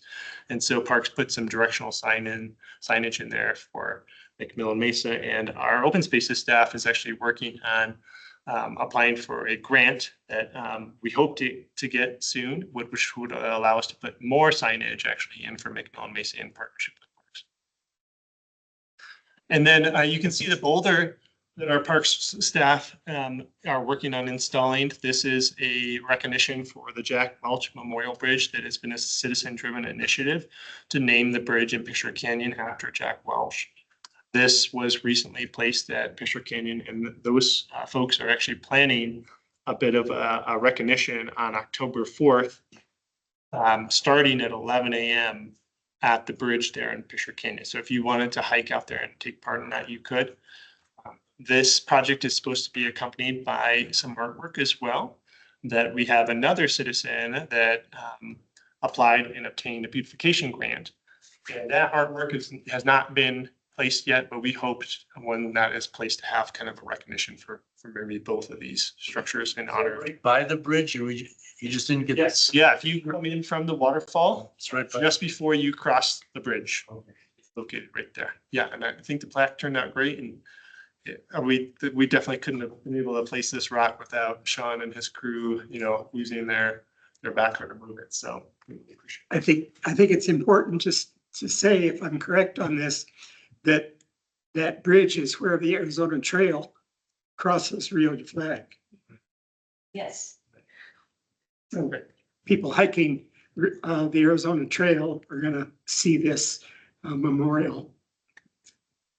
And you're probably have already been up on McMillan Mesa, but if you cross the bridge there, there's a new plaque there is located as well that recognizes the importance of the proposition that the community put together to preserve that 300 acres, and Parks helped us out with that as well. So we really appreciate that as well. And then we've had a lot of collaborations on weed work as well. I was going to invite Sylvia Struce up, my colleague, to talk about this and talk about Arbor Day as well. Hello. Sitting too long. So I'm Sylvia Struce. I'm the open space coordinator, and I coordinate volunteer events to do the trail maintenance, those trash cleanups, the illegal camps after they leave the notice, then we go in and clean them up. And invasive weed pulls as well. So we've had, as we do every summer from May to September, Wednesday weed pulls at Picture Canyon. I didn't count them exactly, but I think about 80 of those full bags of weeds got pulled. Just from Picture Canyon? Just from Picture Canyon. Yep. And we actually did another one this morning. So there's a lot of Russian thistle out there this year. So. Great. Yeah, and I'll just add to what you said. Been working on pulling some weeds over by Thorpe Park associated with the Francis Short Lot 2 for that DFFM grant that I mentioned earlier.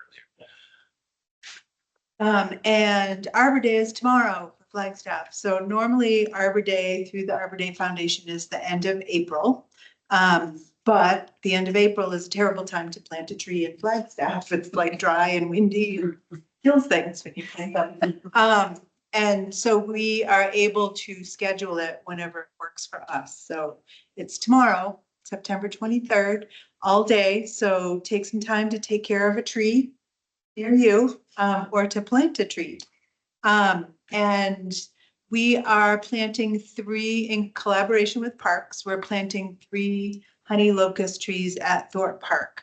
So between the softball fields, like that pathway that goes from Francis Short Pond to the park, to Thorpe Park. Cause there's very little shade there. Last year at the citywide barbecue, I was like, I know what we're doing for Arbor Day next year. We're gonna plant some trees right here. So there's a 4th, 5th grade class from Marshall Elementary School that is coming over to plant those trees. And then Ashley, our open space educator, has already worked with those kids so that they understand what they're doing. But she's gonna go back into the classrooms 3, 4, 5 times over this school year to teach them about the cycle of nature. And go visit the tree and see what it looks like in winter, what it looks like in spring. So that's happening tomorrow, from noon to 2 at Thorpe Park. And then Ashley's running from there to Summit High School, the Flagstaff's alternative high school, and they're gonna plant a smaller. The honey locusts will be big tall ones, but a smaller pinon tree on the campus of Summit. Yeah, so. And then in the team's chat, our events and marketing coordinator posted some pretty tree pictures. And I think those will be shared on social media and tomorrow to celebrate Arbor Day. Great. Thank you. Yeah. So we've also been having full moon hikes, if you haven't been on them or heard of them. Every full moon, we do a hike at one of our different open space properties, different trails. So in the last 14 months, we've had 335 people attend our full moon hikes. It's an average of about 24 people each time. Before that, way before that, there was one at Picture Canyon over like a 4th of July weekend, and 74 people came to it, and the cars just kept coming, and I was like, oh my God. But normally we have about 20 to 30 people at those. And the next one, if you're interested, is Monday, October 6th at 5:30 at Picture Canyon, led by Ashley. And before that, close your ears. We have a tarantula trek for kids on the 5th, Sunday the 5th, from 10 to 12. Because we've done that as a full moon hike in the past, a tarantula trek, but we never see tarantulas at night, even though that's when they're supposed to be out. I always see them at 10 o'clock in the morning. So I'm like, let's do one at 10 o'clock in the morning for the kids. So yeah, that's what's happening. Where's that at? That's going to be at McMillan Mesa Loop. So we'll meet at Buffalo Park. And that's all on volunteer.flagstaffaz.gov. Thank you, Sylvia. And I was going to invite Ashley Flinney, our education coordinator, to tell us a little bit about our partnership education programs that we've been doing with parks. Hi, I'm Ashley. So this summer worked closely with 3 of the 4 recreation centers. So the Aquaplex did a big day camp. So I came in once a week for about an hour and a half on Thursdays, and whatever their theme was, I would make up some sort of activity to go with it. So for example, the Wild West theme, I had them learn about Buffalo Park, and then I made a game where they had to corral buffalo like cowboys would. For their space week, I talked about Observatory Mesa and talked about Lowell Observatory and all the awesome things they did. And then we weren't able to go outside because of all the construction. So inside, last minute, I created an astronaut training program where we like lined the chairs up and had kids army crawling and then like doing all kinds of crazy stuff. So did that with them. With Hal Jensen, because they're kind of right there, they also have the band. We did a couple of guided hikes there on McMillan Mesa. And then we also met and did the Sinclair wash there and went over to the Rio de Flags wetlands and did some bug catching. And then with Josie Montoya, we thought it'd be cool to kind of try to reach maybe our senior community. So did a couple of guided hikes after the 9 a.m. sit and stretch class. They could meet us and just did some guided hikes there on Observatory Mesa. And then this month on the 13th, I led a grandparent hike. So met with our collaborated with NAU Senior Corps, the foster grandparent program, and did a guided hike there where we invited grandparents and foster grandparents to bring their grandkids to come. And I had bug nets, and you can kind of see those are actually some pictures from it, the bug nets and the binoculars and magnifying glasses, and we just kind of looked around. My favorite part was actually a family from Williams and a family from Winslow met halfway and came to the program together because they were like, oh, what a fun like halfway program to meet, and use the Ramada there at their park. So yeah, those are kind of like our programs that we did. Thanks, Ashley. Yeah, it's been great to continue this partnership, parks and recreation events, and I think we are seeing a lot of success. Awesome. Great.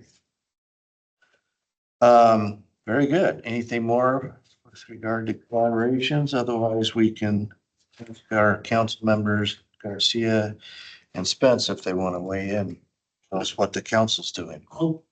I can go first. As a new council member, I've been afforded very nice guided tours by Rebecca and Robert of all of the properties that are involved in these two commissions. And I would just like to share with the two commissions an idea that was mentioned on the tour of Continental Park. And as we've heard tonight, the 87 acres that's in the long range planning for a new park extending the Continental ball fields. And one of the things that came up in discussion was an event space as part of that grand design. And my mind took off. There's a limestone cliff there. And one of my memorable things from my childhood was attending a concert at the Red Rocks Amphitheater up in Colorado. It's a natural amphitheater. And my contribution to this is to sort of dream and brainstorm what would be the possibility of an event space in that limestone cliff. So that's just a teaser for what could happen a decade from now.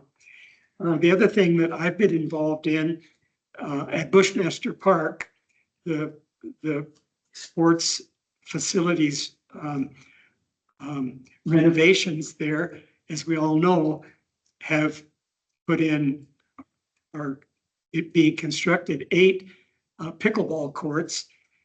They are, as we all heard a couple of years ago, there was complaints from the neighboring citizens, neighboring mostly on the south, but maybe the north side of Bushmaster Park. So the new pickleball courts are 20 or 30 feet further away from those residences and at a what, 6 or 10 foot elevation, 4 feet higher.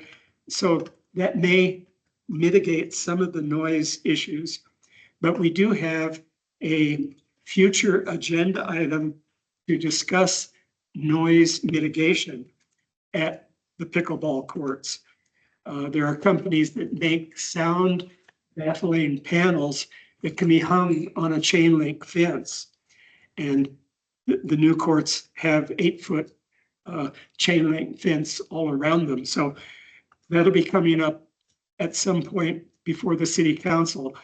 And one approach to this would be to see what the noise issues are with the new courts and new lighting. with the two changes that have taken place, maybe the noise issues will not be as great and sound panels would not be required. It would be an additional investment beyond the $2.1 million. Ballpark figure for sound mitigation, noise mitigation would be around 100,000. So that's something that'll come up before the city council in the future. And any questions on those two concepts? We used that acoustic fence at the pickleball courts at Forest Highlands, and it worked out pretty well. Reduces about 40%. So, Are they opaque panels, yeah, transparent? they're thick rubber type material. Oh, yeah, Can opaque. you see through them, Stephen? Oh, No. so, Thank you for that. you bet. Reinvent the pickleball. That's all I have. I'll just add, it is my pleasure to be the council liaison to these two commissions. I value the chance to give feedback to the rest of the council members on what I hear at the commission meetings. So I'll keep coming and I'll keep reporting to the council on my liaison activities. Thank you. Thank you very much. Appreciate it. Councilmember Garcia, do you have anything to add or want to weigh in on? I don't know if he's still there. Maybe he took off. I am still here. And the only thing that I would like to add is our search for a new city manager. There will be some opportunities for public outreach for you all to get in the mix and see who the candidates are sometime next month, I believe. And it's the biggest thing we kind of got on our plate amongst other things for city council right now. So if anybody has any questions or concerns or wants to discuss anything further with me, this is within this meeting and outside of the meeting. Over this next month is the time to do that, since we'll be making our decision here in the next 30 or 45 days. So besides that, that's about it for now. Good meeting, guys, and thank you. No, thank you. Member Garcia, how many candidates have you narrowed the list down to for the job search? The list is it's something that was shared in confidentiality. So we will have to rely on the city clerk's office to make a statement on that. But we have had a very healthy list and a whole variety and list array of candidates. It's pretty much all I could say at this point. Okay. Very good. All right. On to our next agenda item, which is reports, monthly highlights of parks, recreation, open space, and events. I think just review of the pros newsletter. Anybody need to review the newsletter or Look great. kudos to that goes to the one, the only Sarah Holditch, our events and marketing coordinator. Your happens to be on the meeting today. Thanks, Sarah. It'll be interesting to see if the futz trails get more use now that they're paved. Will be interesting to see because there are some trail counters at some of those locations. Maybe I agree. As someone who drives up and down Lone Tree, I sure wish maybe pedestrians and bikes would use that now that it's not so lumpy and bumpy. Because boy, it gets a little tight there with I know, the, it's such a surprise. I don't know why they don't, but anyway. Yeah, I saw that. I saw how little you. See if we see a change at those locations. We do need some little signs that say, tell people. That's what I to was go. wondering too, like, feel free to use this trail. Free trail right next to it. 180 gets a lot of use for secret school, so It the does. kids would use it even with all those bumps in between. I used to actually avoid the bumps by always heading on the grass. That was you. Yeah. I was always aiming I was aiming for weeds. Right, thank you. Nothing, anything more on that? Okay, any informational items to and from commissioners and or staff? I don't have. I'm not sure how this works or if this is the way to bring it up in these meetings, but conversations around restrooms downtown. Sorry, everyone. Our favorite topic. I heard that there are restrooms in our new bus station. The And Downtown Connection Center. Connection Center. Yes. They have not yet been unlocked to the public. And I was curious to know, and that's probably more of a county thing than it is a city, but I'm sure it was in partnership with the city with that development. And I didn't know if we know any more information about that. The partner is Mountain Line, our public transportation organization. I do know that they are working through figuring out how to open those to the public, those that are public facing. Because I believe on the back side of those are also then restrooms for the actual Downtown Connection Center itself and all those administrative offices there. So I do know they're working on that. So it's just a Mountain Lion. It's Mountain Line, yeah, and they're figuring out, they're trying to learn from us and our experience with the pros public restrooms and make sure that they're set up to be successful in managing those issues that they are guessing, probably rightly so, that will arise. When I was there for some meetings recently, I was reminded that the indoor restrooms are open and available to the public. So while the building is open, That's a missing. it might just be business hours, but those are publicly available. Looking ahead a year or two, the long-range development plan for that parking area to the east of the new Downtown Connection Center, they have in the long-range plan, they have public restrooms that would be available 24 hours a day. So that'll be available as part of the future development of that park area. Who's maintaining those? It's the civic space associated with the entire Downtown Connection Center and Phoenix Avenue. It's a concept plan civic space that David McIntyre and I brought forward to city council seeking approval on that, on just the concept design itself. But a lot of that though, however, hinges on the Rio de Flag project being completed before that kind of top dressing, if you will, could be done. There's a bus depot portion to this, there's a civic space portion to this, and that civic space is equivalent to almost the size of Heritage Square, just a little bit bigger. And then there's a proposed phased parking garage also. So just for us that don't understand what that meant. You know where Pizza Coletta is downtown? Yeah, but I'm just curious, who's maintaining the restrooms? If we build them. Civic space will be maintained by Parks Maintenance Us. when developed. Gross. That's what I was curious about. Thank you. And I think it's to be determined. I don't think it was not my understanding that they would be 24/7. Correct. Well, he said it, so now they are. That's It all hinges on a major capital project going through first anyway, so we have lots of time to figure that out. Thank you for answering that. It sounds like it's more just a private building with an entity in it that is figuring out their way forward. It really doesn't have much to do with sort of the city being the The Downtown Connection Center. Connection Center. Thank you. Okay.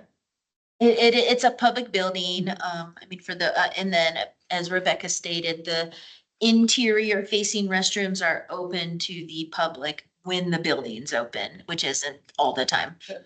And then their outward facing restrooms are what they're trying to figure out how to open those up.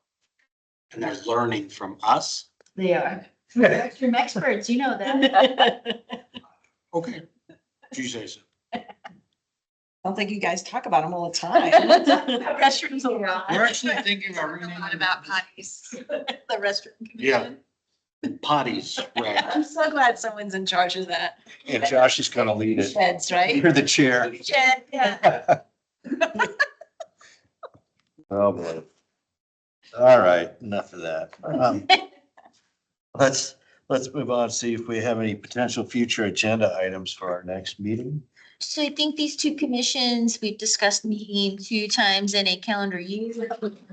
Will be in February because it's important for both these commissions to approve the BBB recreation capital plan. And then we feel like feels like a good measure if these commissions agree that then we meet roughly 6 months later in September. We're kind of setting up that game plan where the February meeting is for that specific approval for all of the sections involved with these two commissions. And then September kind of feels like a more collaborative conversation and what we have going on and what can we expect in the future. And I think if that works for both commissions. Works great. So I don't know, other than that February 2026 commission, joint commission meeting, I would assume it would all be about the BBB recreation capital approvals. Very good. All right, well, we are past 6 o'clock, so if everybody's ready, we can call this meeting adjourned. And say thank you to everybody for showing up and weighing in discussion today.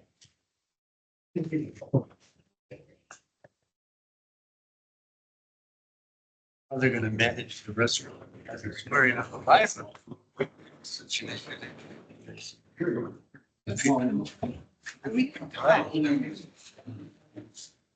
what's going on? Yeah.